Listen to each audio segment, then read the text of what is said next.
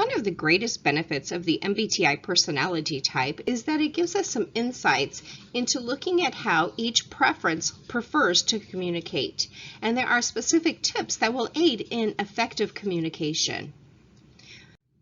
With an extrovert, some effective communication tips would be to talk to them face to face.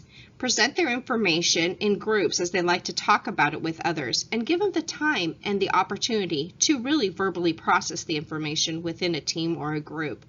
Emphasize action to be taken, and expect the extroverts to toss out great many ideas and even to speak up in group situations. In the contrast of the introverts, for communication, try things in writing. They prefer to have an email so they have an opportunity to ponder, to think, and to reflect on what's being given to them. They like to have the information presented to them individually or in small groups.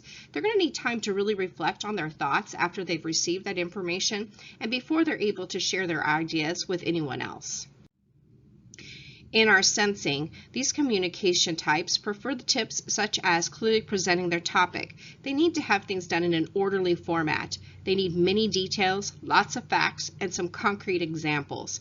They're going to like props, multimedia, and samples. Remember that they really enjoy learning and taking in information and communicating through all of their senses, through sight, hearing, smelling, touching, and even tasting if there's an opportunity.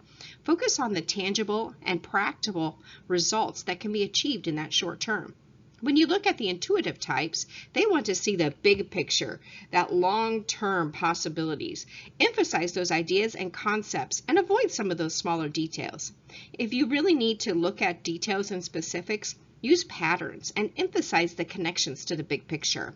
Try brainstorming and graphic organizers for an intuitive type. Give them a problem to solve and allow them to have the room to be innovative, novel, and even creative.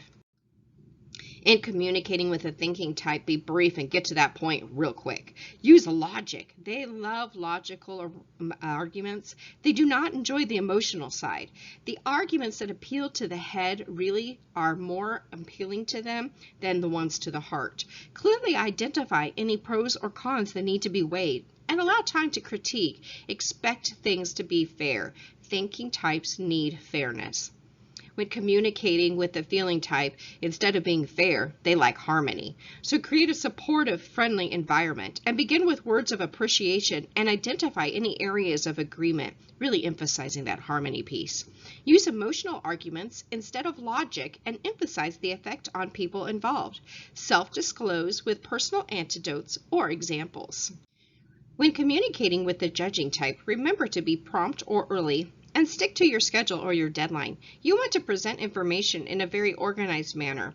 Emphasize those deadlines and those timetables. Expect your decisions to be made quickly and that your judging type is going to jump on and to act immediately. They like to be task-oriented and avoid any kind of surprises. For the perceiving type, expect to have a lot of fun.